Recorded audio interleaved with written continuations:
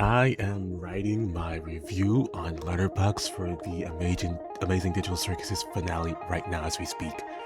But anyways, let's get on the actual topic. Collectables. Am I right? I feel like it's very fair to say that collectibles are just part of Ninjago's identity. I mean, so many stories that they write revolve around the collectibles. The pilots, they gotta collect the golden weapons to keep it out of Samukai's and Garmadon's hand.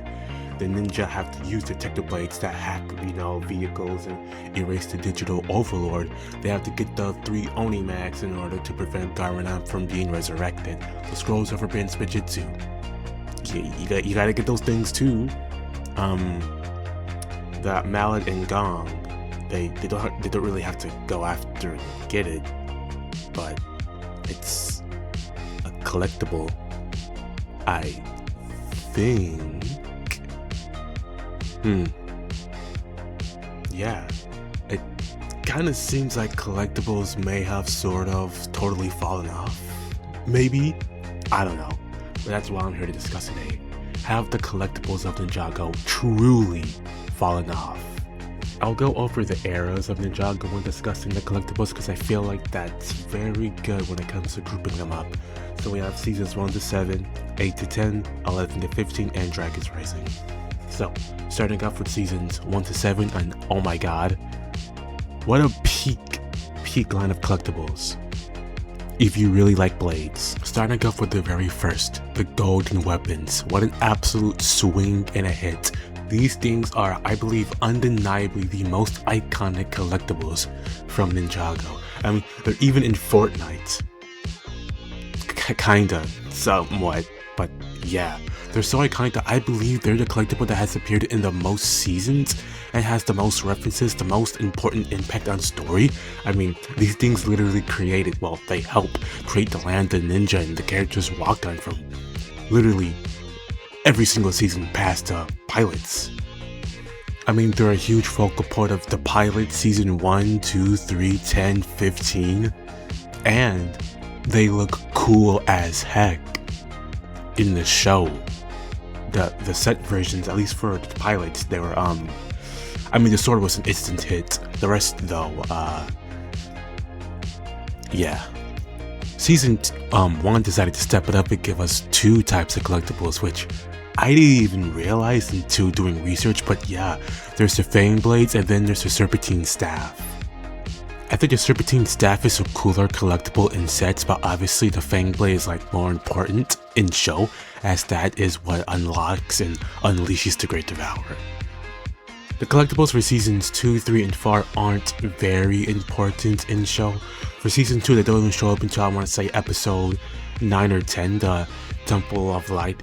For season 3, they're used to hack out the Overlord, which didn't work because the Overlord needed to die and come back every 2 episodes. And for season 4, the Jade Blades were just like, get one, bring it to the shrine, you're safe, and that's about it. It was also used in a roller skate episode. It's not like preventing some ancient evil from coming back, or it gives you a boost in power that's needed to defeat the villain. But again, the designs for these weapons were spectacular. The what is it called? The Technoblades. That one Technoblade piece, that is so genuinely amazing. And the Elemental Blades, that little blade piece, again, the blade pieces are so cool. I think the Elemental Blades have my favorite piece. I just love that little it works for so many things. It's this is kind of a personal thing for me, but I love this piece because it's the little ice that shoots out of Lunk's nose and snuffs exhaust boost from missiles. It's just so cool. Also, another thing that's really cool about this collectibles is the variety. You get a minimum of 4 for each one so far.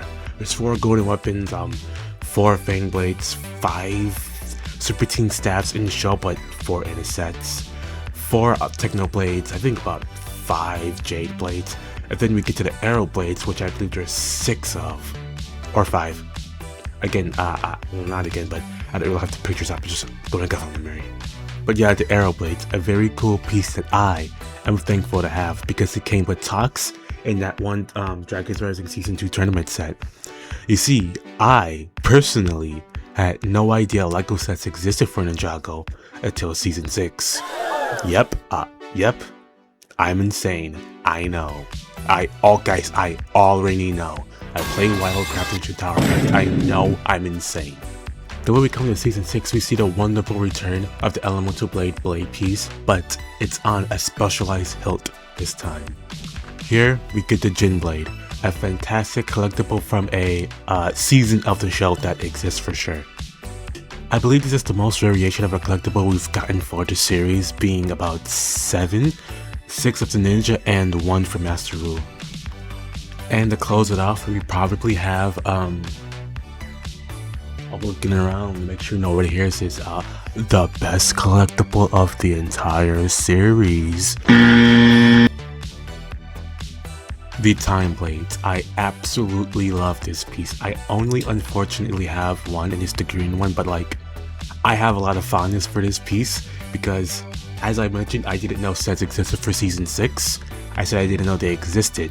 Now that I started collecting, I couldn't get the Kai and Nia double bike set.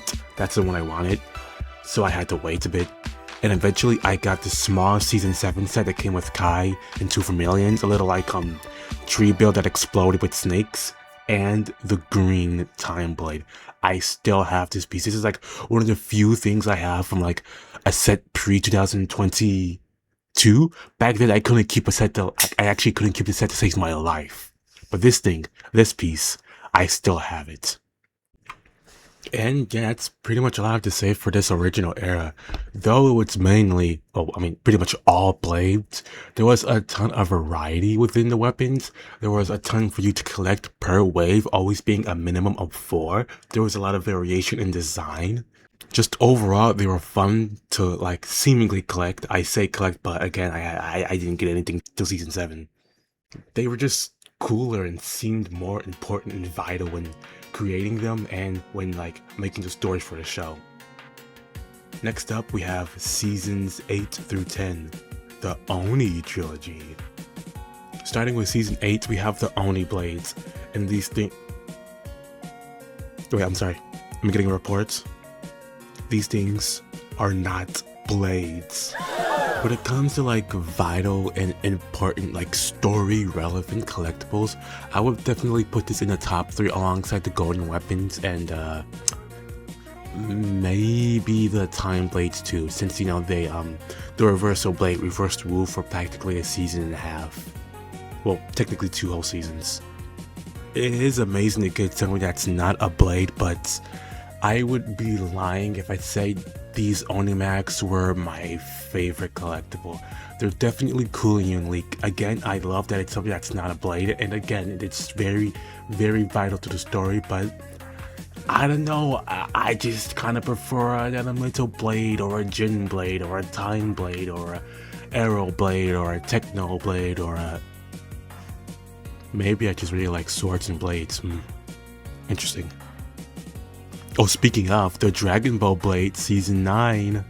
I definitely think this is a cooler collectible, being a whole set of armor you could put on for your character. The actual golden armor, you know, the golden armor from Season 3, the golden armor that you could put on is such a cool piece. I love the shield, I love the sword and the helmet, it's cool too. I only really have the sword at the moment, unfortunately. I don't know how or why, but I lost the shield, which sucks, but yeah. Overall, this like whole little wave of this line of collectibles from Season 9 was actually really good, and I prefer it to the Onimax. Especially, you know, that golden armor from Season 3, you know, the golden armor. From Season 3, the golden armor, of course. And to end it off, we have the return of the golden weapons. I know March and the Oni technically didn't have a set wave, it was just that one little Oni pack. But they used the suits from the Legacy wave, they used the golden weapons. Cole has his Earth Driller, so I'm kind of gonna count Legacy as a March of the Oni wave. And yeah, the golden weapons, they return. Somehow the golden weapons are back. And they're even better this time. In the sets, in show they unfortunately look worse, but the sets, yeah, absolute upgrades. It still isn't like 100% accurate, but Jay's nunchucks actually have a dragon molded into it. Zane's Shurikens of Ice will never be like fully accurate, but this time, It's using an updated shuriken piece, which I like. And Ko Scythe, well, I mean, again, it's not accurate, but I think this is easily the best scythe piece we're ever gonna get. The best scythe build. I just really like the actual blade piece they use at the top. I think it's a cool piece. And Kai's sword, it's the same because it's literally perfection. So that closes out the only trilogy of collectibles. Definitely worse than seasons 1 to 7, but it's 3 versus 7, so that's alright. Next up, we have the 11-minute era. Now, I want to preface this by saying I love the 11-minute era. It's my second favorite era ever, behind Dragon's Rising. But with that said, the downfall might have started here. Now, something I forgot to mention with season 8 was that that's the first time we got a collectible where it was technically less than 4. I say technically because there's technically, I believe, 2 variations of the Mask of Hatred. I think that's the purple one, right? There's one that came in the sets and one that came in a Brooktober pack. There's 2 variations, so there's technically 4, but I mean, you're not getting that Brooktober pack one. You're just not getting it. But then we get to season 11 and we actually just straight up get 2 collectibles. There's the orange staff used by Asphira and the silver gunmetal gray one used by the Ice Emperor. And that's kind of about it. Now you could say, oh, what about the scrolls themselves? You have the fire, you have the ice, and then you have the plane. Well, you get one set with the staff and you get pretty much every scroll because they all come in this little what's that thing? It's not foil. I'll just call it plastic for now. It comes in this little plastic sheet where you get all 3, so that kind of takes away the collectability of it. And yeah, that's about it. In show, it's important for the fire chapter past episode 5. For the ice chapter, I mean, I guess it's important. It's not really corrupting Zane. It's giving him the power, but it's not corrupting him because as shown in this season, it was Vex erasing his memories. And yeah. So this is it's definitely a collectible. Hopefully we can get better with season 12. Hopefully. We absolutely do, by the way. Hot take, I know this would be a hot take, but the katanas, they might be in my top 3 favorite collectible of all time. I fear I'm gonna get fried for so many takes in this video, good grief, oh my gosh. But anyways, yeah, the katanas, they look visually like the actual piece itself. It's so amazing. I love the way the actual blade is molded. The hilt is amazing too, and I'm so incredibly sad I lost my pink katana. It came in a gamer's market. The only katana I still have is the lime green one, my least favorite one. That's so disheartening. Also, speaking of the colors that came in, transparent orange and transparent pink, those 2, I love those 2 so much. Out of all the collectibles we have, I wish these came in more colors. I wouldn't mind getting 6 of these or maybe 5. This would have been so cool to get a bunch of, but the 3 we got right now, it's fine, it's cool. I love the katanas personally. Then we're swinging right back around to getting 2 collectibles, the Ivory and Shadow Blade of Deliverance.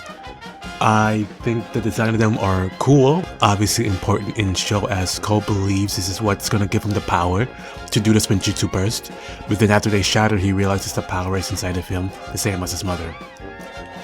But, I mean, yeah, I kinda don't really have much to say about them. Again, they're cool, just, not really noteworthy. Then we get to the island. Now, 4 was the bare minimum from seasons 1 to 7. We dipped down to 3 for seasons 8 to 10, the only trilogy. Then we dipped down to 2 for season 11. But what about 1? A single 1. Now, I will give this Storm Amulet some slack for 2 reasons. 1, it's a pretty cool piece. I mean, that's pretty cool. And 2, the island one has no glitter inside of it, while the seabound one has the glitter inside of it. So now, I don't know if this was intentional, but now you have a fake amulet, the one that was used in I want to say Master of the Sea and the Calm Before a Storm. and you have your actual real amulet, the one with the glitter that matches with the sea amulet in the following wave, the Seabound wave. That is pretty cool. Oh yeah, speaking of the Seabound wave, you get the Storm amulet and you get the Wave amulet. As I mentioned, the piece is cool, obviously important to the story because you know that's what's used to awaken Ojira. And yeah, unfortunately though, you can't put both amulets on Ojira in the set. I don't really mind that you can't put both on her head, but at least putting both on her somewhere in set would have been cool, but it's fine. And here we are at the end of an era. How are we gonna do it? Well, the same way as Season 10 again. The golden weapons. Well, I say the same way, but we're not doing it the same way. We're doing it significantly worse in every way. You know our perfect sword of fire mode? Yeah, let's make it a machete.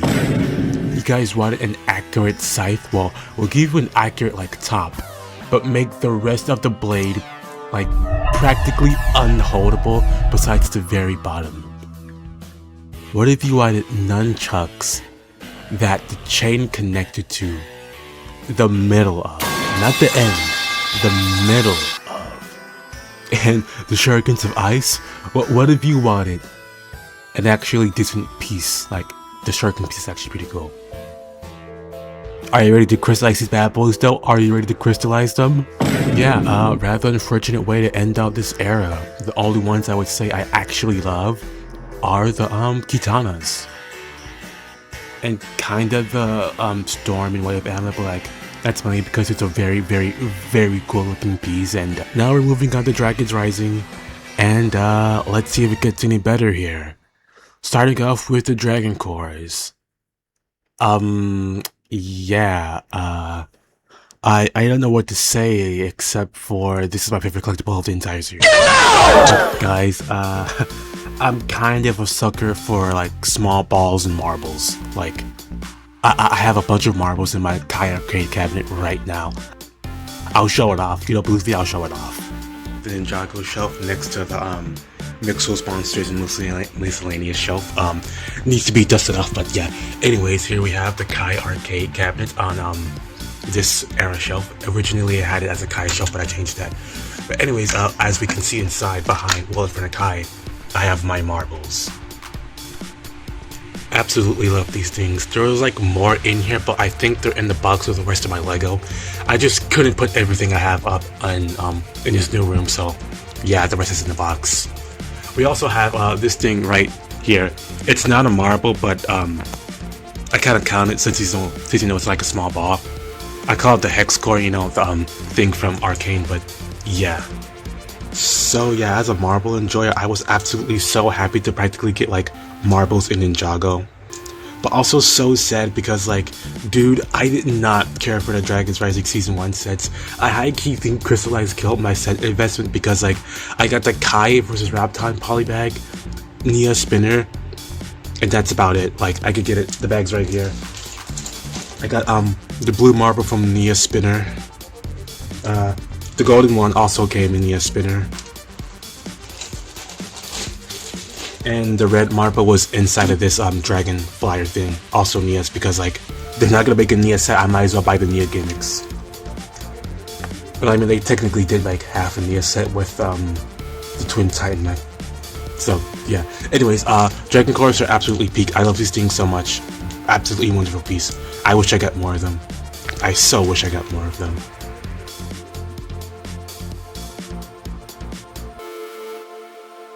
We go from absolute peak to absolute mid with the gong and the mallet of shattering. No new cool piece. I guess the prints for the gong is cool. The mallet is alright. There's no like adventure to get it. Like Roz already has the gong. They fight for the mallet in episode 1. And yeah, that's pretty much it. There's nothing for like part 2. So yeah, wholly boring. Then we get to season 3 part 1. You know how there was like no new cool pieces for like season 2? Well, let's keep up that trend. Guys, recolored plain katanas. let us cook. Now, to give him a slight benefit here, it is in a transparent glittery color, and I like transparent colors. I also like glitter. What would have made it cooler though is if it was actually like, you know, the way it appeared in the show when they're like cutting the chain. In show, they like flash a specific color. I distinctly remember there being a yellow, green, and I think purple one. But in a sense, it's just all the same piece. There's really no like incentive to get 5 because, like, first of all, there's no difference between the 5, and second of all, the Thunderfang set doesn't even have 5 chains. He only technically really has 1 that's connected to something like a feature, and I'm pretty sure you get both of the blades in that one Thunderfang set. So like, high key, these might be the worst collectibles of the entire series. That's crazy. Worst collectible. Arguably worst villainous faction. For both like the actual grunts and the team. Arguably, and I'd disagree with this, but like arguably worst main villain with Thunderfang. Wow, Season 3. All of that and you're still better than Skybound. But somewhat luckily, we come in somewhat clutch with Season 3 Part 2, where we get an exclusive blade piece. A single one though, like 1. So, yeah, and it comes with like the cheapest set, the Kai and Phantom Dragon Guy and motorbike.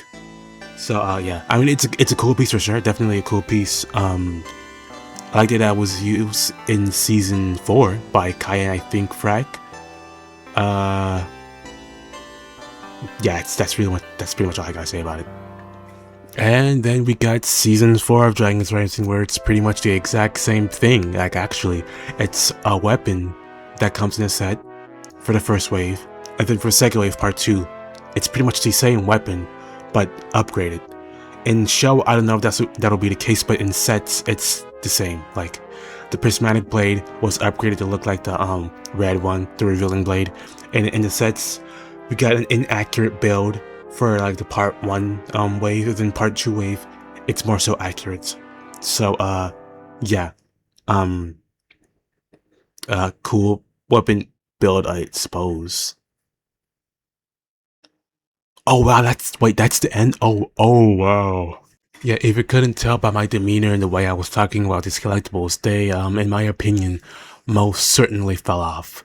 And I really do hate to say it, it unfortunately seemingly started with Season 11, which sucks.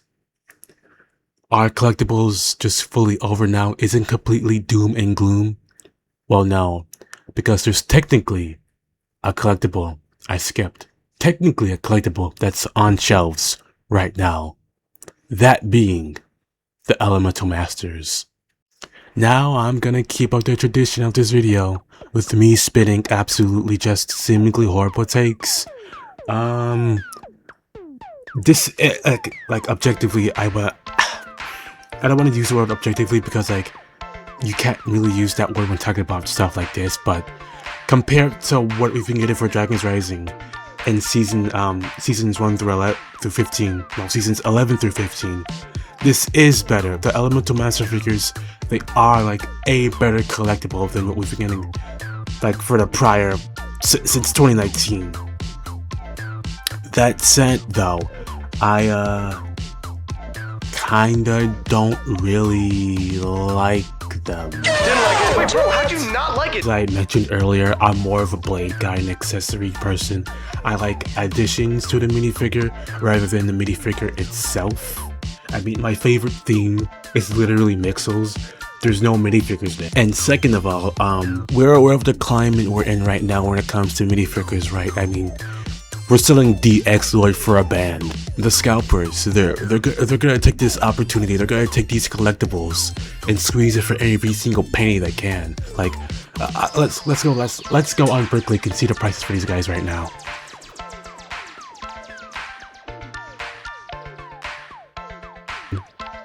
You know what? I guess we're showing this live. Actually doing research here, the prices aren't that bad. Benton, the Master of Earth, his cheapest price is $10. That's really good for a figure that came in a $100 set. Wow. Libra, I believe, was $14. Huh. You know what? You know what? I guess the scalpers aren't getting their hands on these guys. That's it's actually very nice. I mean, I still prefer like accessories, but that's actually kind of heartwarming to see that they're like not going crazy on the aftermarket. Probably in a year's time, but still, that's actually very nice. Wow. So I guess there is hope for collectibles.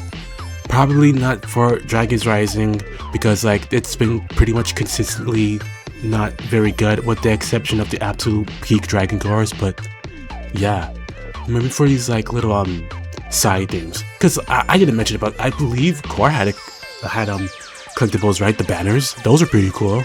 I mean, it's not an exclusive part or piece or anything, but like the banners themselves, the prints, they're cool. So yeah, I suppose I'll end it here. I do believe as a whole, as I mentioned earlier, collectibles have fallen off, but what we had back then was pretty spectacular. The last one that I believe was like absolutely out of this world was Dragon Cores, and I hope that before Dragon's Rising end, we can get like a collectible for Dragon Icons, you know?